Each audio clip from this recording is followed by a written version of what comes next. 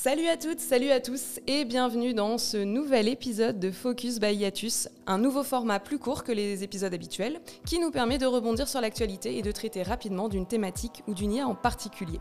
Aujourd'hui, nous abordons un phénomène extraordinaire, mais aussi extraordinairement flippant, les deepfakes.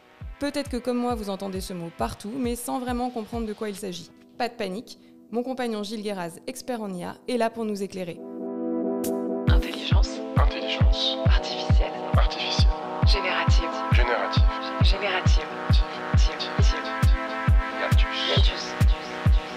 Yatus. Salut Gilles. Salut Laura. Ça va, t'as la forme ? Très très bien et toi ? Alors moi, ça fait des mois que j'entends et que je lis partout deepfake. Mais alors pour être complètement honnête avec toi, je fais genre je sais ce que c'est, mais je suis pas hyper claire. Tu peux m'expliquer et surtout, ça veut dire quoi deepfake ? Alors littéralement, c'est un trucage profond, une hypercherie.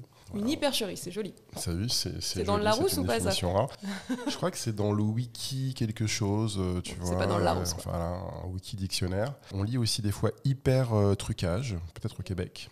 Je salue nos amis du Québec qui nous écoutent d'ailleurs. Concrètement, c'est une image ou alors une vidéo qui est créée à l'aide d'un outil d'IA générative et qui permet de remplacer le visage d'une personne par une autre et de potentiellement lui faire dire des choses qu'elle n'aurait pas dites dans la réalité, puisqu'on peut aussi faire du deepfake avec l'image, mais avec le son, avec la voix. Et les deepfakes peuvent être très très très convaincants pour désinformer ou pour tromper.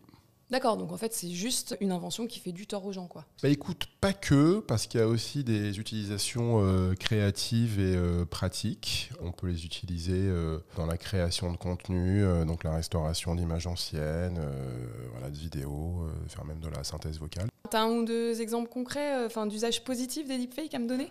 Oui, tout à fait. Je vois plusieurs possibilités d'usage positif de cette technologie.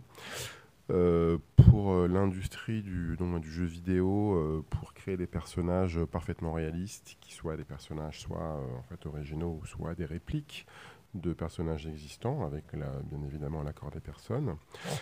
Pour l'industrie du cinéma, on peut envisager aller vers des doublages qui soient absolument parfaits, dans toutes les langues, avec une synchronisation des labiales qui soit parfaitement conforme aux sons qui sortent de la bouche des comédiens. On l'a vu aussi récemment utilisé pour rajeunir des comédiens. Je pense au film de Scorsese sur Netflix avec De Niro, qui avait été rajeuni. On peut voir également un usage pédagogique dans le cadre d'expositions, dans des musées, avec des personnes du passé qui vont être ressuscitées. Alors, bien évidemment, de manière éthique, respectueuse et responsable par la responsable des musées. Ça peut être intéressant aussi.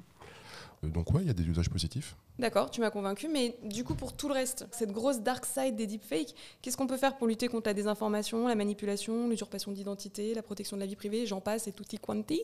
On ne peut rien faire, Laura, nous sommes tous perdus. Moi, c'est la fin. Non, un peu plus sérieusement, déjà, en fait, on vérifie l'information, qui fait partie des good practices sur le net depuis maintenant longtemps. On fact-check. Ensuite, on peut s'informer sur les deepfakes, on peut en visionner ou alors en écouter pour essayer de déceler justement donc les imperfections, même si la technologie évolue quand même de plus en plus rapidement au point des fois d'être indécelable. Et puis en 3, on peut s'informer sur les outils développés pour démasquer justement ces deepfakes et qui corroborent l'idée dont on a discuté déjà ensemble, qui est qu'on va sans doute vers un futur peuplé d'IA malveillantes et d'IA positives qui lutteront un peu comme les virus et les antivirus à l'heure actuelle. Ça nous donne déjà un petit peu de travail. Merci Gilles, comme d'hab c'est clair, c'est concis et pour moi qui ai juste besoin de l'essentiel, c'est parfait. À vous qui nous écoutez, j'espère que ce nouveau Focus by Yatus vous a plu. Avant de retourner vaquer à vos activités pas artificielles, pensez à vous abonner, nous laisser un petit commentaire sympa et à parler de ce podcast à vos amis. À très vite pour de nouvelles explorations. Yatus.